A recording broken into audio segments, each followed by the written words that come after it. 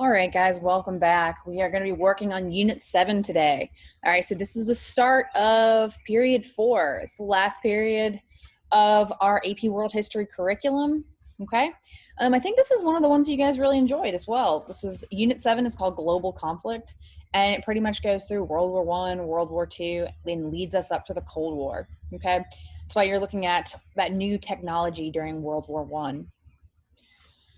So as I said, guys, we are in period 4 now. So shifting from period 3, which was 1750 to 1900, we're now in 1900 all the way up to today. And yes, we really do take it today. You might get a question on the coronavirus, who knows?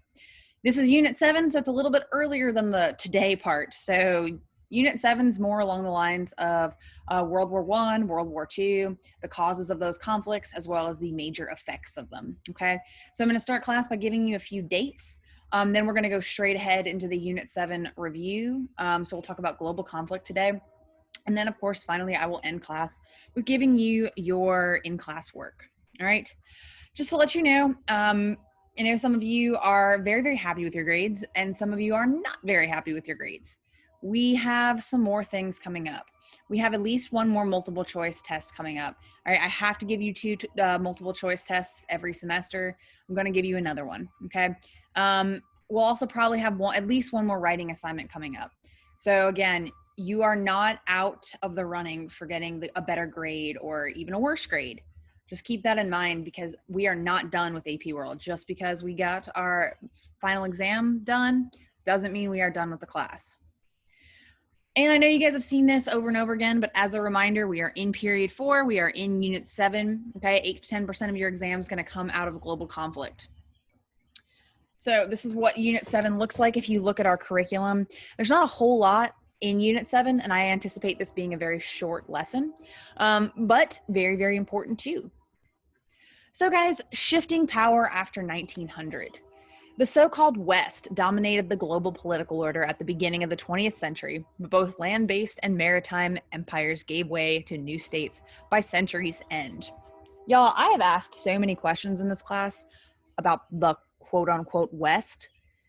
What I'm talking about when I'm talking about the West is this idea of Western civilization, okay? Sometimes it's easier to just boil it down to white people, all right? Where there are white people, including where there are white people in former British settler colonies, all right? The West, sometimes people would consider South Africa the West. The West, again, is basically where Europe had settler colonies. European civilization strongly permeated. So when we talk about the West in this class, we're talking about Europe. We're talking about the United States and Canada. We're talking about Australia. And you'll also have some scholars who will talk about South America and South Africa, places that, again, the West has sort of permeated and spread its culture to, okay? Now, on our final exam, some of you guys had questions about the West versus the East. Do be aware that that is a really important geographical distinction in AP World. You do have to know what the West is. You do have to know what the East is. All right, the Western civilization and the Eastern civilization. And I'm not going to lie, guys, it's confusing because the Atlantic Ocean does not help. Just know that, again, when we're talking about the West, we're talking about Western civilization. When we're talking about the East, we're mostly talking about everything else, but specifically East Asia, okay? Guys, in the 7.1, shifting power after 1900, a couple of those land-based empires that we talked a lot about are going to say goodbye, all right?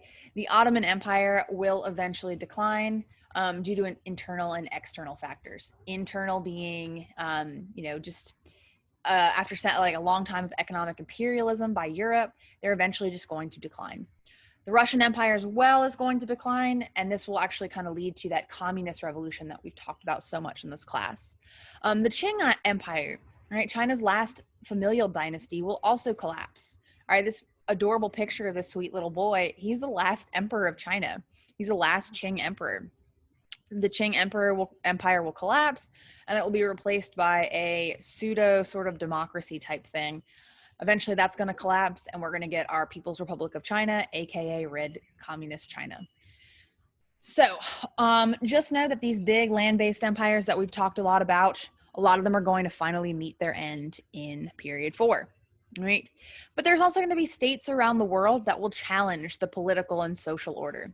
So I know that revolutions were kind of a big and major important part of period 3, but that doesn't mean that revolutions end. All right, one of the big ones that we talked about very, very briefly is the Mexican Revolution. All right, the Mexican Revolution was a group of sort of middle class and impoverished Mexicans who sort of rose up against the political order. They wanted land redistribution, okay, and they did end up eventually getting that. But the Mexican Revolution ultimately ended up being a mixed bag. Mexico still has a one-party system. So, 7.2, causes of World War I, guys. Even though the acronym MAIN is not in the curriculum, I actually think it's really important, and I think you guys learned it well. So, the main causes of World War I, we said militarism, alliances, imperialism, and nationalism. So, College Board actually just wants you to know this stuff right here. So, the causes of World War I included imperialism and competition for resources. In addition, territorial and regional conflicts combined with a flawed alliance system and intense nationalism to escalate the tensions into a global conflict. They basically use a lot of fancy words to tell you the main acronym. Okay. Remember, it's not only just imperialism and this flawed system of alliances. We talked about the Triple Entente. We talked about the Triple Alliance. But it was also sort of that militarism buildup. All right, some of you guys had an SAQ question on that in the last test. The buildup of armaments. These European powers, because of imperialism, because of how successful it was, they started to really want to encroach upon each other's colonies in places like Asia and Africa. And that, of course, is going to lead to conflict. Europe was a powder keg. And the event that finally lit this powder keg was the assassination of Archduke Franz Ferdinand. So guys, World War One, we didn't get a chance to talk about it as much as I had hoped, but World War One's super interesting. World War One is the first total war. All right, we said a total war was when the totality of society is mobilized to fight a conflict. All right, women, men, children, all are fighting this conflict. All right, the struggle for this conflict becomes a struggle of life and death. All right. World War I is also going to be interesting because it's one of the first wars in which the government will use a bunch of strategies. All right, they're going to use propaganda. They're going to use art, media, and they're going to do things like really intensify love of one's country or nationalism to really mobilize the populations. All right. As the war goes on, people realize that World War I is terrible. And so you're going to have to do these things. You're going to have to create propaganda and nationalism. You're going to have to make people excited for the war. And this is something that you don't see in previous conflicts. You know, fighting the American Civil War, you didn't really see these propaganda posters. Fighting other conflicts, the Revolutionary War, all right, the French Revolution, there were places weren't adorned with propaganda or art media. All right. Propaganda is going to be used to convince people that war is a good thing or war is a necessary thing. Now, World War I, we talked a lot about the new technology, and World War I's kind of the beginning of all this new warfare technology. We said that technology like tanks, airplanes, trenches, barbed wire, flamethrowers, poison gas, all of this new technology is going to be created for World War I. And it's also going to lead to some really, really, really devastating levels of casualties. All right, the Soviet Union will lose the most amount of people during World War I, just like it will also lose the most amount of people in World War II. But that doesn't mean that other places didn't suffer. All right, other places suffered gravely. All right, many countries that fought in World War I because of these new technology just basically got annihilated. All right. Now, once World War I was over, we said the Treaty of Versailles was passed, and we can talk more about that in just a little bit. But between World War I and World War II, College Board wants you to pay close attention to the economic situations going on in these countries. So following World War I, and especially on the onset of the Great Depression, so after the Roaring Twenties, governments are going to take a much more active role in the economic life. What that really means, guys, is that Adam Smith's Wealth of Nations, that unregulated capitalism, is going to go kaput. We're going to get rid of that idea of laissez-faire, all right? Leave it alone. The government is going to step in. The government is going to create jobs. The government is going to help people. They have to. The depression is so bad that people are starving. The government has to step in. The government has to start regulating capitalism, or another depression will happen. Now, it's not just in the United States or Great Britain or France, but the Soviet Union also kind of takes a new sort of role in the economy. All right, that's what communism is all about. So in the Soviet Union, Joseph Stalin's government is going to begin to control the national economy through something called the 5-year plan. Now, the 5-year plan is a lot more successful than the Chinese communists' version of this plan later on. But the 5-year plan is government collectivism of farms, redistributing the land. They're also going to create more and more factories and kind of create more things that everyone in the Soviet Union needs. But kind of sort of double-edged sword of the 5-year plan is that in order to make this communist economic system happen, Joseph Stalin is going to have to implement really repressive policies. So if you don't agree with his policies, you can go to the gulag. All right. And that's going to have negative repercussions for the population. All right. People are afraid of their government. They're afraid of standing up against their government. They're afraid to speak out. All right. They're afraid to criticize it. That's not good. Criticism's a good thing, guys. You grow from criticism. Now, of course, after World War I, the great powers all signed a treaty in the Hall of Mirrors in Versailles, Paris. All right, the Treaty of Versailles. Now, we have spent a lot of time talking about the treaty. It is critical you are experts on the Treaty of Versailles, because the Treaty of Versailles is the reason that everything that happens in the 20th century pretty much happens.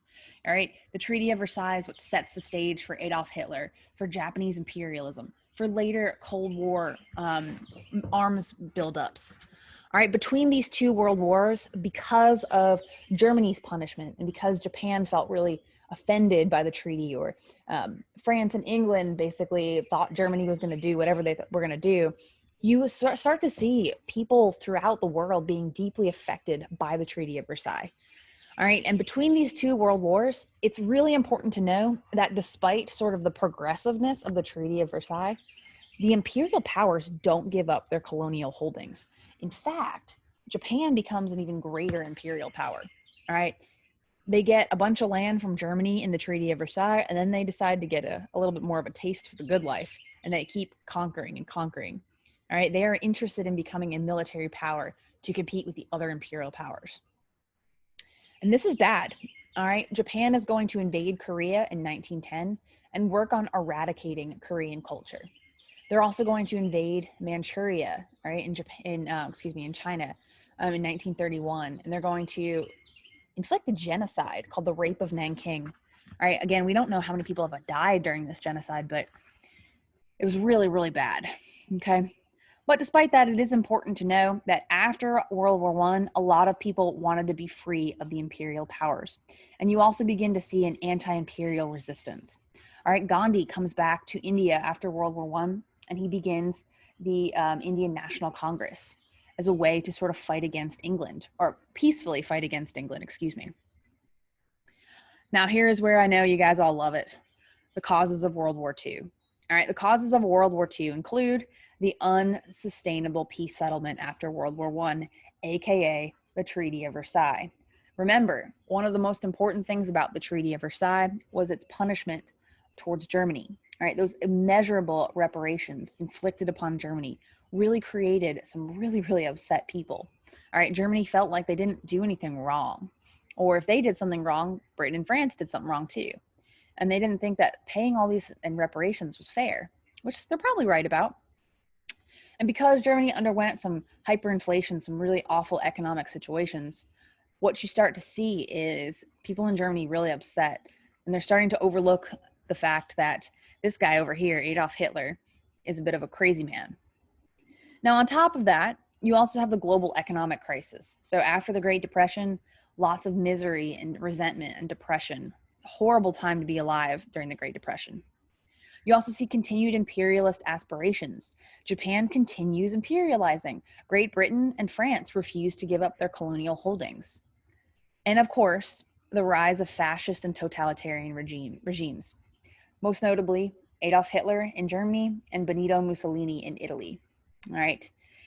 This aggressive totalitarian regime will also be encompassed, or they'll kind of go hand in hand with militarism. All right, so the buildup of militaries in Nazi Germany as well as fascist Italy. All right, it's going to lead us straight into World War II, guys. Now, World War II, we all know, well, we all know begins with Poland and it ends in Hiroshima, while it ends in Nagasaki. I don't know. I guess we can all argue about where it begins and ends. Conducting World War II, what you guys need to know that like World War I, World War II was a total war. In fact, World War II was probably significantly a bigger conflict. All right, colonial holdings from around the world were called up to fight with the imperial powers. So Indians had to fight alongside British soldiers. All right, Filipinos had to fight alongside American soldiers, that kind of stuff. All right, governments are going to use a variety of strategies, including political propaganda, art, media, and intensified use of nationalism. That's the exact same bullet point that I took straight from World War I. Just know, guys, propaganda is really, really important. We played that propaganda game for a reason. So, all right, conducting World War II.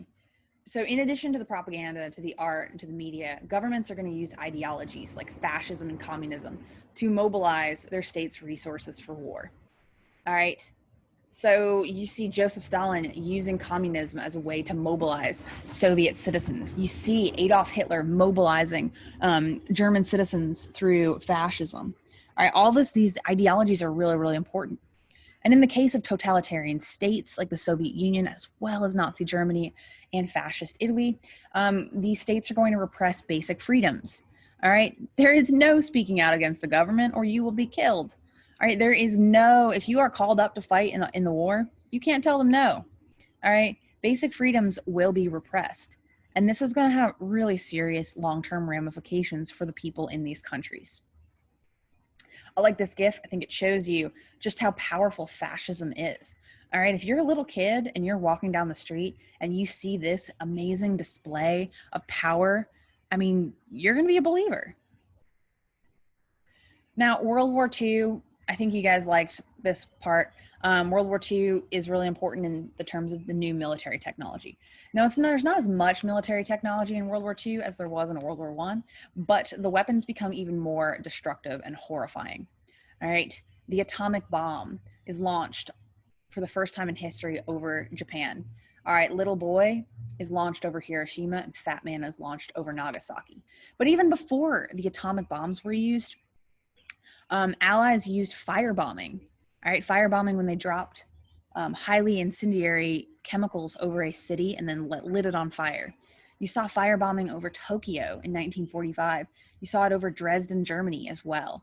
All right. This total war means that because the totality of society has been mobilized to fight, women and children, innocent people at home are now targets. And that is why you see innocent people at home being, targeted by the A-bombs and by firebombing. And this is going to lead to increased levels of wartime casualties. I think I remember showing you guys a graph of the deaths that occurred in World War II. The majority of people that died in World War II were civilians, not soldiers. All right, the Soviet Union lost the most amount of people, and they lost an incredible amount. It was it's upwards of at least over 20 million people, 20 million civilians in the Soviet Union were killed. And guys, global conflict results in mass atrocities as well. All right, when countries are distracted by saving their own economies or their own imperial aggressions, they tend to overlook when a fellow country is doing terrible things to its citizens. And so what you see in places like the Ottoman Empire, the Ottoman Empire will commit a genocide against the Armenian people. All right. Nazi Germany will commit a genocide against the Jews. Or you're going to see later on, Cambodia will commit a genocide against its own people. All right, lots and lots of mass atrocities are going to occur during this Unit 7. A lot of it's because of sort of scapegoating, the idea that you blame an entire group of people for your own problems. And so again, probably the one that College Board really wants you to know about is obviously the Holocaust. But there are lots of atrocities, lots of genocide, and lots of ethnic violence that occur during period 4. All right, guys, that is it for Unit 7. All right. Save your questions or email me your questions. I will let you guys know what your in-class work is when later on when I figure out what I'm going to assign you guys. But have a great day, and I will see y'all later.